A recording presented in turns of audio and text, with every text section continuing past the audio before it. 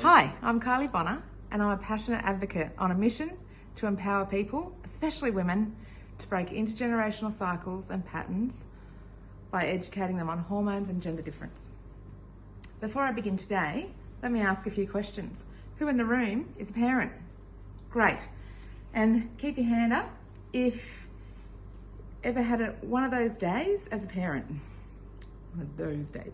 And now keep your hand up if you have ever been having one of those days. You've been telling your kids off and suddenly you hear your mum and dad in the room and then you awkwardly just realise it was you.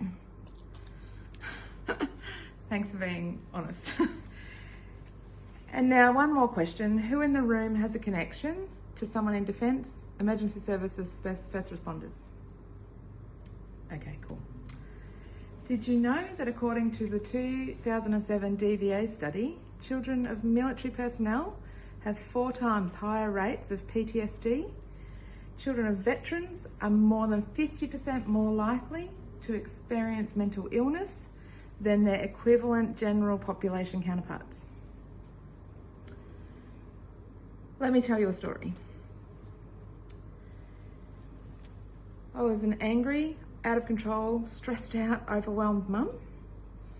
I had every excuse under the sun, blaming circumstances, special needs kids, a husband in the military away, all the time.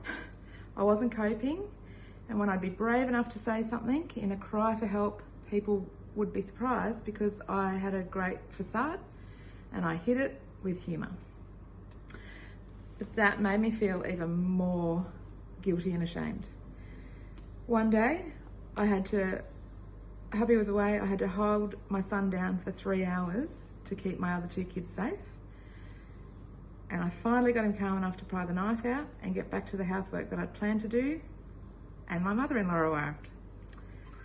She proceeded to tell me off because the house was a mess and I was the mother and it's my job. So by now you can imagine that my internal voice was screaming at me. I was failing as a wife, I was failing as a mother, I was embarrassed about the state of my home, the behaviour of my kids, questioning my ability to parent. I couldn't be calm and I felt my kids would be better off without me. My in-laws left and my kids probably made a mess where I just cleaned up and I could not contain the rage. A few hours later, I went to ask the kids what they wanted for dinner and they flinched and cowered. And it was in that moment that I realised that I'd become the domestic abuser in my household.